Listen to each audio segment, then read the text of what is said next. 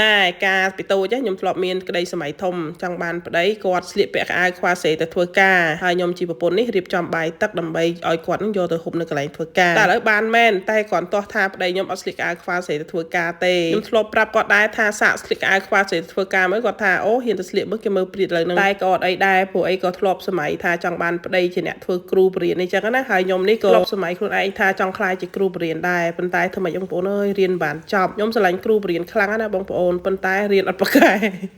ប្រកែខាងធ្វើម្ហូបវិញយោអត់មានអ្នកសើមកសើខ្លួនឯងទៀតទេចេះភ្លេចខ្លួនរហូតអាងតែធ្វើម្ហូបទៅប្តីថាឆ្ងាញ់អញ្ចឹងទៅសើខ្លួនឯងថ្ងៃនេះមិនងើពីព្រលឹមទេគឺខ្ញុំអត់ដេកអត់បានដេករហូតដល់ម៉ោង5ជាងបញ្ជាក់ឲ្យថា5ជាងហ្នឹងគឺ5ជាងព្រឹកបងប្អូនអត់បានដេករហូតដល់ព្រឹកវិញហេតុផលគឺជួយដោះស្រាយបញ្ហាបងអូនស្រីពៅខ្ញុំព្រោះអីគាត់លក់ចង្រិតហើយនឹងត្រីដំបងថាអត់ចង់ជួយដោះស្រាយបញ្ហាដែលគាត់មានជាមួយភ្ញៀវទេចង់គាត់រៀនដោះស្រាយខ្លួនឯងឲ្យគាត់រឹងមាំអញ្ចឹងតែចិត្តមិនដាច់ទេបងប្អូនហើយគណៈឃើញថាគ្នានៅក្មេងហើយគ្នារៀនផងលក់ផងធ្វើវីដេអូផងនិយាយទៅបងអូនពៅខ្ញុំគាត់ហត់ណាស់ពេលអញ្ចឹងទៅនឹកឃើញកន្លែងហ្នឹងក៏ជួយដោះស្រាយគាត់អញ្ចឹងទៅខ្ញុំនេះក៏ដាច់យប់អត់បានដេករហូតដល់ម៉ោង5ព្រឹកហើយនឹកឃើញថាខ្ជិលតែដេកចំមហូបឲ្យប្តីខ្ញុំយកទៅធ្វើការហ្មងទៅប៉ុន្តែថ្ងៃហ្នឹងកម្រងប្តីខ្ញុំគាត់មកហូបបាយថ្ងៃនៅផ្ទះទេប៉ុន្តែក៏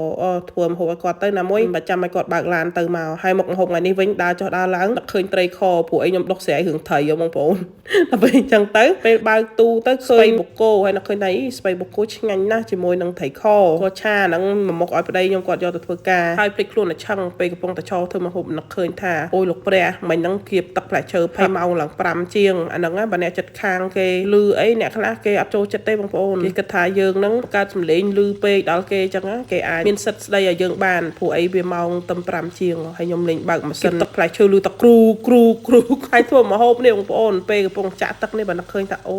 ម៉ោងតែ5ជាង6ទេលោកព្រះអញ្ចឹងទៅក៏ចាប់ផ្ដើមធ្វើសម្លេងថ្នមវិញនៅនេះមិនបានទេបងប្អូនតែម៉ោង10ឡើងយប់ជាងហ្នឹងគឺគេហាមសម្លេងហើយបើព្រលឹមពេកហ្នឹងក៏គេហាមដែរតែពីម៉ោង9ព្រឹកហ្នឹងយើងធ្វើអីធ្វើទៅហ្នឹងយើងមានសិទ្ធតែនេះលេងម៉ោងឡើងព្រលឹមអ៊ុលម៉ោង5ជាង6:20ដែរហ្នឹងពេលហ្នឹងតែគាត់ក្នុងចិត្តថាងប្រហែលជាមិនលឺទេព្រោះអីប្តីខ្ញុំដេកនៅចិត្តហ្នឹងគាត់លឺផងគាត់នៅដេកសមុខខុលហ្នឹងប្តីខ្ញុំរឿងខ្ញុំបង្កើតសម្លេងលឺពេកហ្នឹងគឺតែងតែប្រាប់ខ្ញុំថាប្រយ័ត្នបន្តិចព្រោះធ្លាប់គេមកប្រាប់យើងថាយើងបង្កើតសម្លេងលឺពេកអញ្ចឹងណាគឺអ្នកចិត្តខាងមកគូសទ្វារប្រាប់ហ្មងហើយមកនៅនេះប្រហែលឆ្នាំហ្នឹងក៏អត់ធ្លាប់លឺសម្លេងពីផ្ទះអ្នកផ្សេងដែរអញ្ចឹងមានន័យថាគេក៏ព្យាយាមមិនបង្កើតសម្លេងមករំខានយើងអញ្ចឹងយើងក៏យល់ពីគេដែរតិចចឹងណាថ្ងៃនេះមក unboxing ជាមួយនឹងស្រាក់ថ្មីអូយស្រឡាញ់ពេញចិត្តខ្លាំងហើយបានស្រាក់នេះបងប្អូនងាយស្រួលខ្លាំងមែនតើសម្រាប់ការរៀបចំបាយទឹកយកទៅតាមខ្លួនណាបងប្អូនយួរមកស្រាក់ហ្នឹងណាបងប្អូនបានបាយសឡូហើយបានដាក់ផ្អែមទៀតមាន3ចានស្រាក់ហ្នឹងហើយប្តីខ្ញុំយួរទៅយ៉ាងស្រួលអរគុណខ្លួនឯងដែលនឹកឃើញទិញស្រាក់យកមករៀបចំបាយទឹកអញ្ចឹងឲ្យស្រួលហើយពេលហុចទៅប្តីខ្ញុំទៅគាត់ថា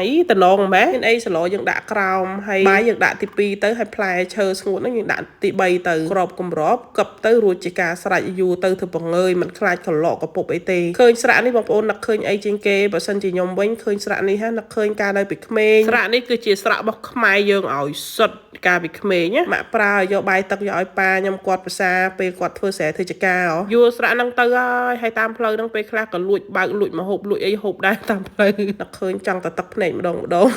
ប្តីខ្ញុំគាត់ថាអូនងើពីព្រលឹមហ្នឹងថ្ងៃនេះខ្ញុំថាអត់មែនងើពីព្រលឹមទេគិតបានដេកគាត់ថាអូដល់ហើយតែប្រពន្ធថាកុំភ្លេចដេកចាមើលថែខ្លួនឈុតកន្លែងនេះសូមអធិស្ឋានសម្រាប់បងប្អូនដែល